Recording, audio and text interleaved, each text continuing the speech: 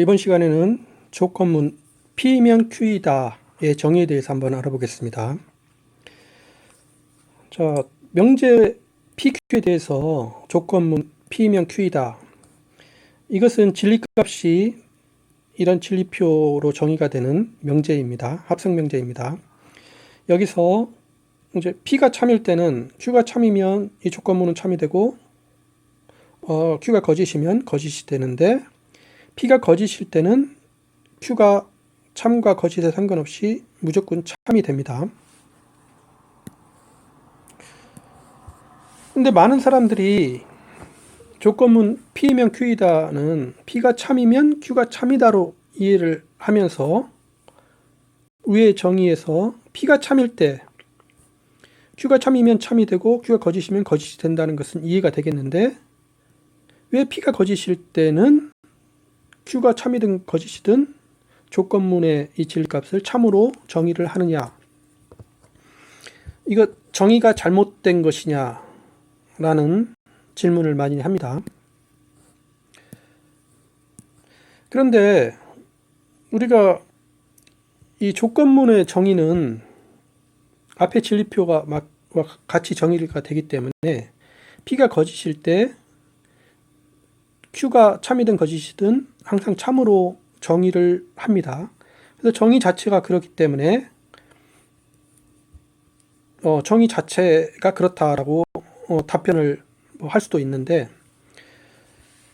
그렇게 답변을 한 상태에서 보면은 조건문 P면 Q이다는 이야기를 그렇게 정의처럼 이해를 해야 됩니다.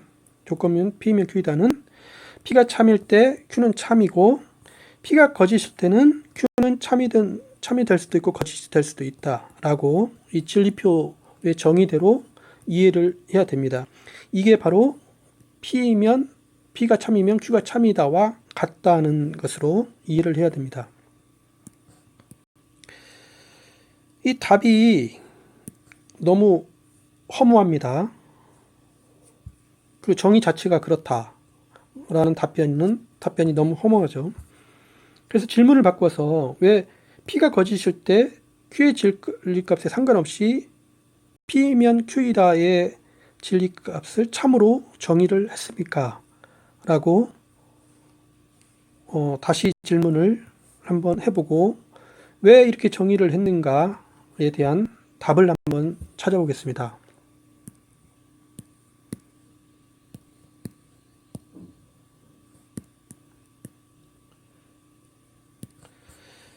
자, 먼저 한번 논증으로부터 그 답을 찾아보겠습니다.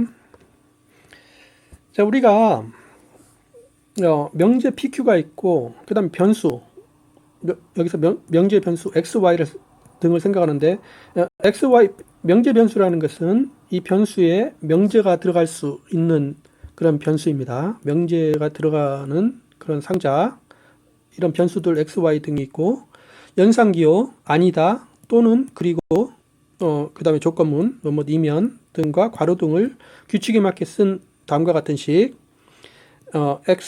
X가 아니고, 그리고 P는 참이고, 그렇고, 또 Q는 거짓이다. 이와 같이 쓴 이런 식을 논리식이라고 하겠습니다. 논리식은 명제라고는 볼 수 없죠. 여기에 X, 명제 변수가 포함이 되기 때문에 논리식은 명제라고 볼 수가 없습니다. 그렇지만은 이 명제 변수에 명제가 대입이 되면 이게 명제가 되죠. 이제 그런 것을 논리식이라고 하겠습니다. 이제 논리식 중에서 아주 중요한 게 항직 명제식이 있는데, 항직 명제식은 논리식에 들어있는 그 변수에 임의의 명제가 대입이 될 때 항상 이 진리값이 참이 되는 논리식, 그런 논리식을 우리가 항직 명제식이라고 하겠습니다. 예를 들어서 우리가 이제 흔히 볼 수 있는 3단론법, 긍정적 3단론법, 다음과 같은 논리식. 자, X가 참이고, 그리고 X가 참이면 Y가 참이면, 이것이면 X가 참이고, 그 다음에 X가 참이고 Y가 참이면 그러면 y가 참이다. 자, 이게 논리식인데 이 논리식은 항직명제식이 됩니다. 항직명제식을 우리가 한번 체크를 해보면은 다음 진리표에서 이게 항직명제식임을 확인할 수가 있습니다. 자, 여기서 이 변수가 x, y뿐이 없기 때문에 x와 y에서 x가 t일 때 y가 tf, x가 f일 때 y가 tf. 이게 이제 모든 경우죠. 이 모든 경우에 대해서 이것의 진리값을 찾기 위해서 먼저 x이면 y, 이 진리값을 찾으면 앞의 정의에 의해서 이거는 tf, tt가 됩니다. 그러면 그 다음에 이제 x와 x이면 y를 위해 곱, 논리 곱, 이것은 자, x 이 부분과 이 부분의 논리 곱이죠. 그러면 자, 이거는 t고 여기는 나머지는 f가 다 포함이 되기 때문에 tff가 됩니다. 그러면 이제 마지막으로 이제 뭐뭐이면 이것이면 이거이다. 이거이면 이거이다인데 우리 정의에 의해서 이게 참일 때 이게 참이 되니까 참이 되고 여기가 이제 거짓이니까 여기에 상관없이 무조건 참이 되죠. 그래서 진리표에서 이걸 얻어서 x와 y에 어떤 명제가 대입돼도 항상 참임을 확인할 수가 있습니다. 즉, 이 긍정적 3단 논법은 항직명제식입니다. 이런 항직명제식이 우리가 논증, 진리 논증을 뭐가 맞다는 것을 밝히는데 이런 긍정적 3단 논법이 항직명제식이 이용이 되죠. 이때 이 항직명제식이 그 조건문이 다음과 같이 이렇게 정의가 됐기 때문에 이제 이 긍정적 3단 논법이 항직명제로서 논증에 유용하게 쓸 수가 있습니다. 이때 이렇게 정의가 되는 게 정의가 이렇게 잘 됐습니다. 자, 그러면 자, 이번에는 이 조건문이 이제 원래 그 정의대로 했을 때 잘 작동이 됐는데 그럼 조건문을 이 P가 거짓일 때 이게 참참인 게 좀 이해가 안 된다. 그러면 이제 다른 모든 경우를 한번 바꿔보겠습니다. 이 조건문이 이제 P가 참일 때는 이 부분이 참 거짓, 이 부분은 확실하고 자, 이 부분이 문제인데 원래 맞는 정의가 참이었는데 그러면 다른 모든 경우를 가보면 첫 번째 경우 이게 참 거짓 이렇게 정의가 된 경우 이렇게 정의가 된 경우는 이것은 이 진리값은 P면 Q이다는 Q 이 부분과 진리값이 논리적으로 동치이죠. 이거는 Q가 논리적 동치인 경우가 되는데 이때는 이렇게 정의를 하면 긍정적 3단원법이 항직명제가 안 됩니다.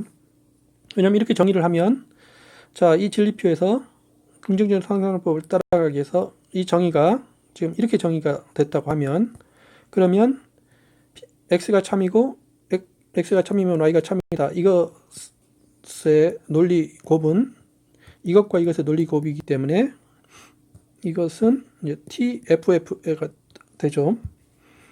자, 여기서 여기로 갈 때 이제 t 그 다음에 정의가 이렇게 됐기 때문에 이제 이 부분 ft일 때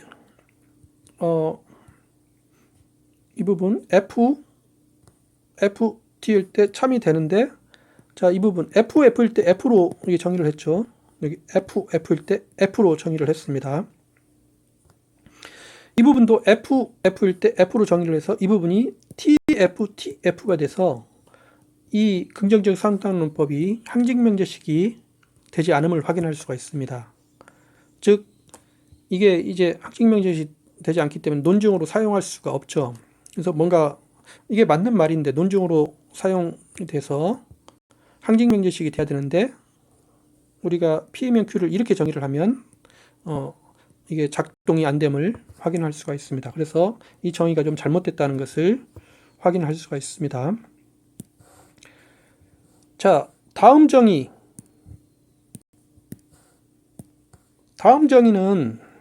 이제 P면 Q이다를 이제 이 부분을 바꾸는데 이번에는 이 부분이 FT로 이렇게 정의를 하면, 이거는 FT로 정의를 하면 이거는 뭐하고 같냐면 이제 이 쌍조건문 P이면 Q이고 Q이면 P이다. 쌍조건문의 이 정의와 같음을 확인할 수가 있습니다. 자, 그렇게 정의를 하면 이 긍정적 상단원법이 작동이 안 된다. 자, 이게 지금 이렇게 정의가 됐습니다. 그러면 X와 이것의 논리곱은 논리곱 이렇게 됐기 때문에 TFF가 되죠.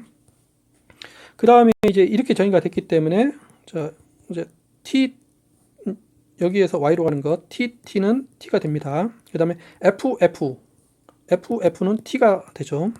그 다음에 FT는 F. 그 다음에 FF는 T. 이렇게 정의가 돼서 자, 여기 F가 나오죠. 따라서 이거는 이 긍정적 상단법이 항직명제식이 되지 않음을 확인할 수 있고, 즉 이게 논증으로 활용할 수가 없습니다. 뭔가 문제가 생겼죠. 그래서 정의를 이렇게 했을 때 이게 문제가 생깁니다. 그러면 이제 마지막으로 여기를 다르게 정의를 할 수 있는 것은 여기를 이제 FF로 정의를 할 수 있는 방법이 있죠. FF로 정의를 하는 것은 이제 P이면 Q이다는 이렇게 정의가 되는 것은 P 그리고 Q와 논리적으로 동치죠. P 그리고 Q와 논리적으로 동치로 이렇게 정의를 하면 이번의 경우도 이제 잘못됩니다. 이렇게 정의를 하면 한번 따라가 보면 자, X이면 Y다. 이 경우에 이렇게 정의를 했습니다. TFF가 되고, 그러면 X 그리고 X이면 Y다. 이거와 이것의 논리곱은 TFF가 되죠. 자, 여기서 이렇게 정의가 됐기 때문에 자, T가 되고 FT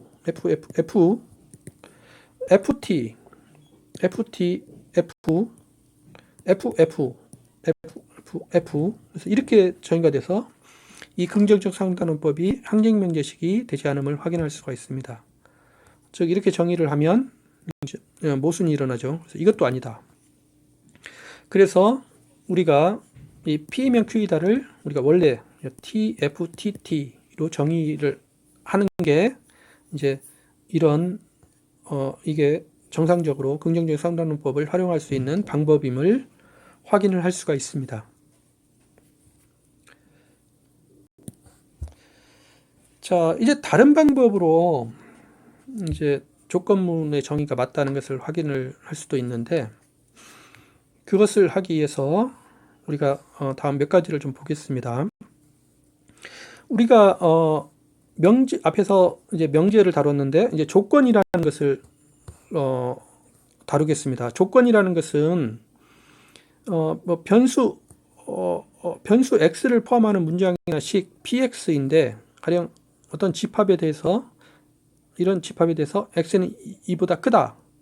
이 x를 포함하는 변수를 포함하는 거기 때문에 이게 명제가 안 되죠. 근데 x 대신에 원소가 대입이 되면 이제 PA 이건 항상 명제가 됩니다. x 대신에 원소가 대입이 되면 항상 명제가 될 때, 그럴 때 우리가 이런 것을 우리가 이 집합에서 x에 대한 조건이라고 합니다. x에 대한 조건이라고 합니다. 이런 조건이 있으면 이런 조건으로 우리가 명제를 만들 수가 있습니다. 아주 중요한 명제, 전칙 명제, 존재 명제를 만들 수가 있습니다. 전칙 명제라는 것은 모든 x에 대해서 px가 참이다 라는 의미인데, 예를 들어서 u가 1, 2, 3, 4면 모든 x에 대해서 u에 대한 모든 x에 대해서 x는 0보다 크다. 자, 이거 x 대신 1 집어넣어도 참이고 2 집어넣어도 참이고 3 집어넣어도 참이고 4 집어넣어도 참이 되죠. 모든 x에 대해서 이게 다 참입니다. 그럴 때 이 전칙 명제는 참인 전칙 명제가 됩니다. 이건 참인 전칙 명제죠. 만약에 하나라도 거짓이 있으면 모든 x에 대해서 만약에 이 경우에 1보다 크다. 이거는 거짓인 명제죠. 왜냐하면 x 대신에 4 집어넣으면 참이고 3 집어넣어도 참이고 2 집어넣어도 참이지만 1 집어넣으면 거짓이죠. 거짓이 하나라도 있으면 참이고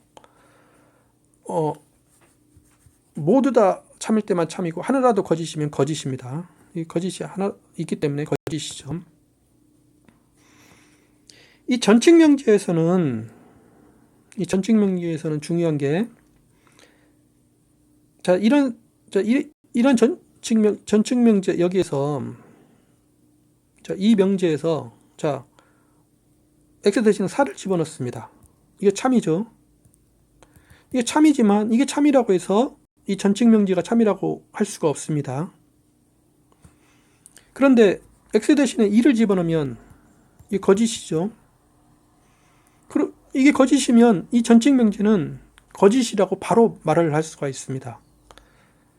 이 참이 나오는 것은 이 전칙 명제는 별 의미가 없습니다. 이제 모든 원소가 다 참이어야 되기 때문에 참인 원소 하나가 나온 것이 별 의미가 없는데, 만약에 그렇지만 거짓인 원소가 나오면 바로 결정이 되죠. 이건 거짓입니다. 전칙 명제에서는 x 대신에 대입이 됐을 때 참인 것은 의미가 없고 거짓이 됐을 때는 거짓임이 확정이 되죠.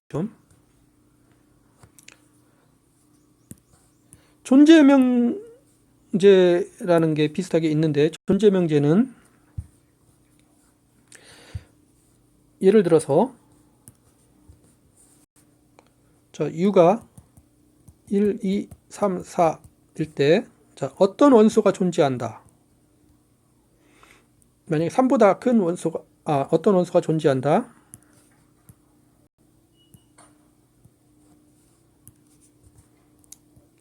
조건이 뭐냐면 3보다 큰 x가 존재한다. 이거는 참인 명제입니다. 여기서 x 대신 1 집어넣으면 거짓입니다. 2 집어넣어도 거짓이고 3 집어넣어도 거짓인데 4 집어넣으면 참이 되죠. 참인 게 하나라도 있으면 참이고 모두 다 거짓이면 거짓입니다. 이런 경우에 이 존재 명제인 경우에는 이 거짓인 게 여기서 1 집어넣으면 거짓인데 이거는 별 의미가 없습니다. 2 집어넣어도 거짓이라고 해서 이게 참인지 거짓인지 결정이 안 되죠. 그러나 4를 집어넣으면 이게 참이 됐으면, 그러면 얘는 이제 아주 결정적으로 이 존재 명제가 참임을 확인할 수가 있습니다. 존재 명제에서는 원소를 집어넣었을 때 참이 되면 이게 참이 확정이 되는 거고, 거짓일 때는 별로 중요하지 않고, 전칙 명제일 때는 참일 때는 중요하지 않고 거짓일 때는 거짓이 확정이 됨을 확인을 할 수가 있습니다.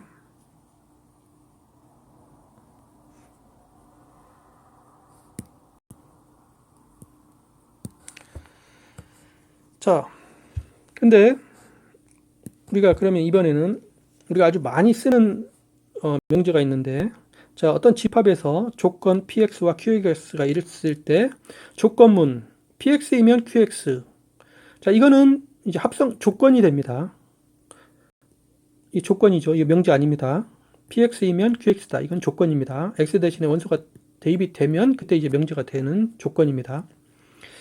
이때 이제 px이면 qx이다. 이게 조건이니까 앞에 전칙 명제를 쓰면 이게 이제 명제가 되죠.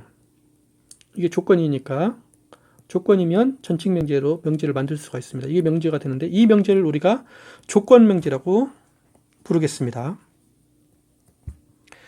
그럼 이 조건 명제에 대해서 이제 많은 경우에 보통 그냥 앞에 이 부분을 빼고 그냥 px이면 qx다 이걸 명제라고 하는데, 이거는 이렇게 명제라고 할 때는 우리가 이것은 앞에 이것이 생략된 것을 모든 x에 대해서 이게 생략된 것으로 이해를 합니다.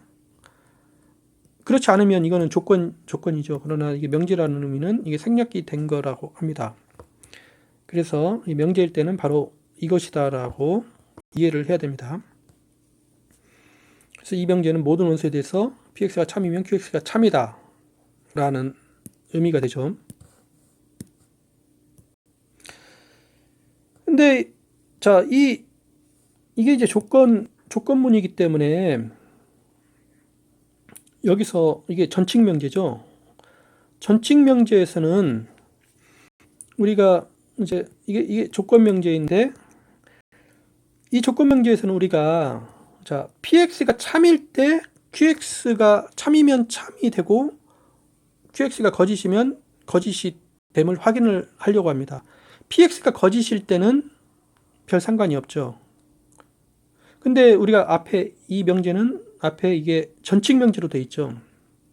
그래서 우리가 앞에서 이 조건문 이게 거짓일 때 이게 참으로 정의를 하면, 그러면 전칙 명제에서 이제 그거는 의미가 없어져서 이게 잘 작동이 됩니다. 그래서 우리가 이게 거짓일 때 이걸 참으로 작동을 하면 이게 전칙 명제이기 때문에 의미가 없어져서 그거는 별 의미가 없는 거고, 문제는 얘가 참일 때 QX가 참이냐 거짓이냐를 결정을 하는 거기 때문에 앞에 그 조건문의 정의, 이게 거짓일 때 이걸 참으로 정의를 하는 게 올바른 정의라는 것을 우리가 확인을 할 수가 있습니다. 그래서 이 조건 명제에서도 이렇게 조건문을 앞에서의 정의가 바르다는 것을 확인을 할 수가 있습니다. 네, 수고하셨습니다.